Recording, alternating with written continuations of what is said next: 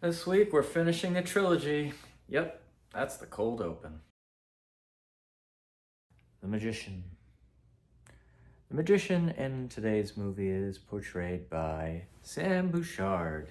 You might recognize him from the Guardians of the Galaxy films. If you look at the table of the Magician, they have all the tools that they need in order to make everything happen. Of the 4 suits, which we have,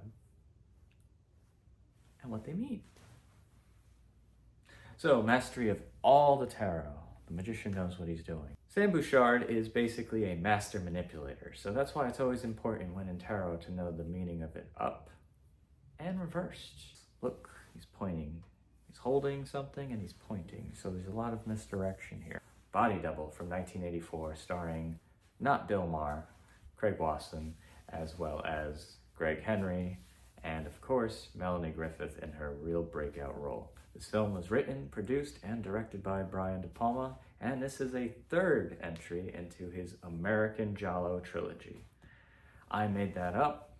There's other videos on this channel. These 3 films are a exploitation trilogy, and they also tell the story of film through the actual film, what you see on camera, a sound and director's point of view in Blowout, and then in Body Double you see it from an actor's point of view. I have a very large theory about that. I'm hoping to get it more organized and express it better, but that's just a sample. There may be other videos similar to this with the trilogy. Great, just spoil everything for me, why don't you?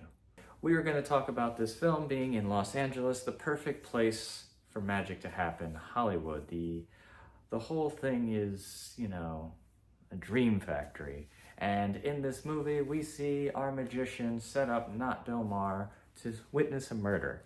And this movie goes into voyeurism, and the audience is voyeurs, which Alfred Hitchcock really showed in Rear Window, which this movie is heavily influenced by, as well as Vertigo. We're going to break trend today, and we're going to just suggest the soundtrack from Body Double as this music for this week. Pino Donaggio comes back after missing Scarface, which was a different composer. Pino finishes this trilogy, I think, in a very, very beautiful way. The music is so memorable. Frankie Goes to Hollywood's Relax. The music video was within the movie, and Brian De Palma worked an actor going into a music video audition, and they just showed the music video, which I thought was very clever and very tongue-in-cheek. So you can also look for their first album, and if you're really curious, their second album, which didn't have the same producer. And as a result, a different product was had than the initial. That was a sentence. Thank you so much for making it to the end of the video. I'm very excited to go through this journey with you, and I sense something in the future. I'm getting... Oh.